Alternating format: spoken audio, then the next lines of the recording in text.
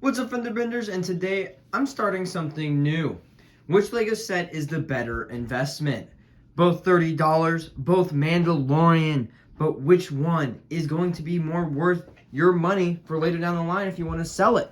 Well, that's what we're going to be doing today. These two are going to be compared against each other with minifigures, design, display, value, and my opinion on it. And we'll decide which one's going to be the better investment for you investors out there. Or right now, both these sets are going to retire. So which one's going to be better if you want to buy one of these right now and don't have to worry about it being really expensive on the aftermarket when you do want to buy it. So yeah, let's get into that. Before we get into the minifigures, this is the set number 75299, Trouble on Tatooine, with 276 pieces, 3 minifigures, and it did release in 2021, and it is for $30. This one's also $30. The 75319, the Armorer's Mandalorian Forge, for 258 pieces, released in 2021, and obviously 3 minifigures there.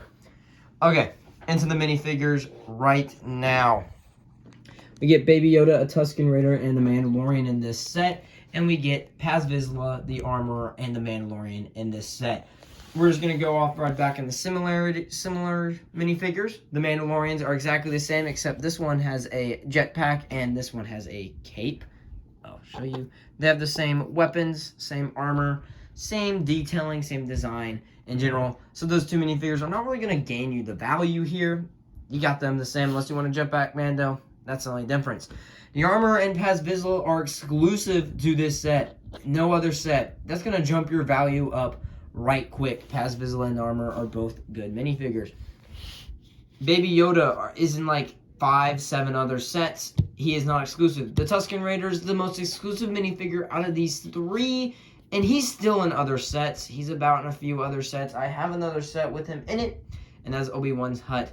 Meaning, the better value of minifigures is going to be the Armorer's Forge. Next is going to be the design of the two sets, it's going to be the builds overall. So we're going to start with the Armorer here since it won the last round.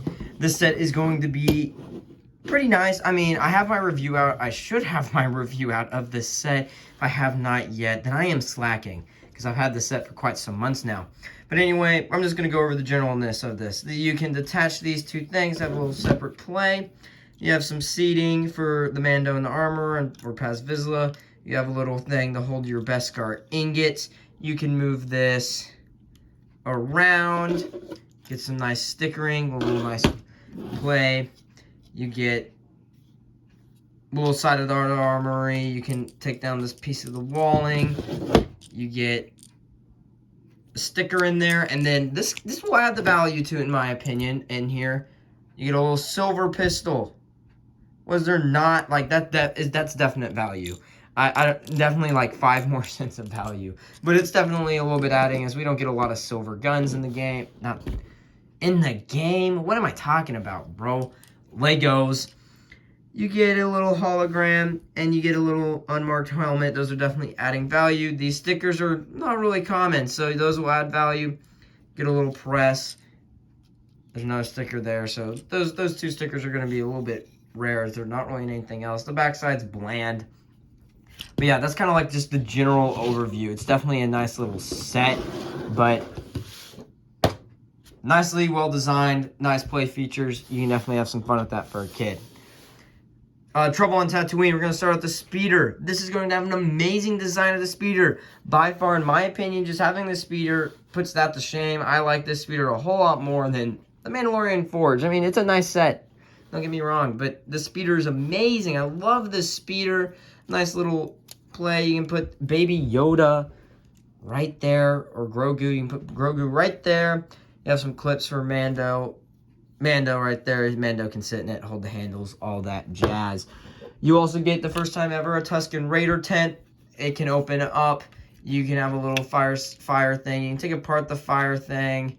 Detach the fire from there. You can put the Tusken Raider stick there.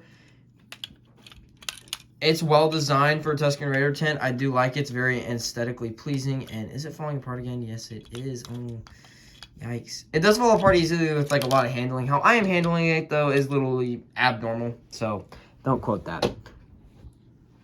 We get the ballista now. This is definitely the coolest part. You get a spring-loaded shooter with silver bullet. It's nicely designed, well designed, and you get some little prongs there. It looks nice, just giving you a little views of it. I do like how it looks.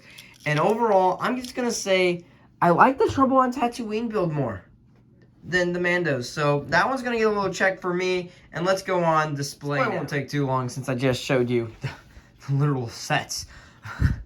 But anyway, what I really think is going to be better on for display, that one's really hard. Both sets I love. It has a good minifigure selection to display with, and it just looks nice. So really display goes either or. It's just whichever one you like more in my opinion. So I'm just going to give both the check on that. Like they both just achieved display at the same level. There's not one that's better. There's not one that's different. Now the value of the set. The value right now is both $30. Actually, yes. But on the aftermarket, no. This set's under 30. This one's $31. I think this is about like $28. So this one's a little bit under its retail. This one's a little bit above. So this one's already hiking up the price, which is interesting. But what I did get is about on Brick Economy. They're about both. He's predicting that both sets are going to rise about 5% after 1 year of retail value after retiring. I mean, and it's going to be about $35 to $37, he said. So I can definitely believe it for this set. This set, not so much. Why? I just believe this one has more value to it than that one. So the fact that this one has more pieces, let's break it down real quick. First off, we get 2 exclusive minifigures in this set that most likely might not pop anywhere else. Definitely the Armorer probably might somewhere else. Armorer might not. Paz Vizsla might. Armorer, she might. Right now they're exclusive, so I can definitely see them definitely rising quickly on the aftermarket once this set retires by the end of this year, if I'm correct, of 2022. This one does not have the minifigures to stand it by. Second off, this set has a few not exclusive, but more rarer pieces, like an unmarked Mando helmet. Where do you get those things? You get a Mando hologram back there. That's not too common. You get a silver gun. This doesn't really have any exclusive stuff. Sure, the silver spring-loaded shooter, but no one really cares for that stuff, really.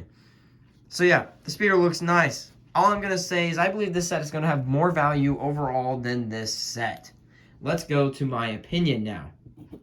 My opinion is going to go the same way as value. This set, my opinion is this one's going to be your better investment out of the two, just because, like, they're both 30. So obviously a lot of people are going to have this set right out of the bat for 1 year after aftermarket. So I do believe the 5% increase. But over time, I do believe this is going to have more, as Paz Vizsla and the Armor are named characters and won't pop up much. The Mandalorian and the Baby Yoda are named characters, and they do have popped up a lot. They're becoming like R2-D2, C-3PO, Obi-Wan, and Luke, and Anakin, and all like those characters that you can find thousands of. These are becoming the same way. Baby Yoda is very common. The Mandalorian's common. So the Mandalorian cancels that. They're canceled out. They're canceled out. They don't really exist. The Tusken Raider doesn't have isn't in sets, and will keep popping up in sets. It's just going to be true. He's going to pop up in a lot more sets the years to come. These guys will not that often. So this one's definitely going to rise in value. So if I was an investor, I would definitely buy this set. So my opinion's going to get it. And let's just go to the overall score now, I guess. Overall, if you do want to see on my paper, this is the Trouble on Tatooine design, display, and oh, I put it on my value. I'm so sorry. Design and display is definitely great on this set, but 75319, the Forge, is going to get most of them, except for design. I don't really think it's not an inferior design. It's very well designed, but I just don't think it's the same as this. This one's just better. But I did compare these two sets, compared them just because they're similarly priced. Just like if you're an investor or a person that wants to know which set would rise up, so it might be a better option to buy now before it retires for their kid or whatever. It's definitely going to be this set. It's definitely a good set. I'm definitely going to tell you this right now. If you're an investor, buy these maybe in bulk if you want, because they're nice, cheap sets. They'll go up after like 5 or 10 years. You might could sell these sets for $50, $60, maybe even $80 easily. So yeah, I would definitely do that. But anyway, I hope you liked this video, and if you want more of this content, please subscribe, like, and comment about which one you might think is more of the better value. If you're not offended yet, all you gotta do is hit that subscribe button. We are the fastest growing car crash in America, and bye.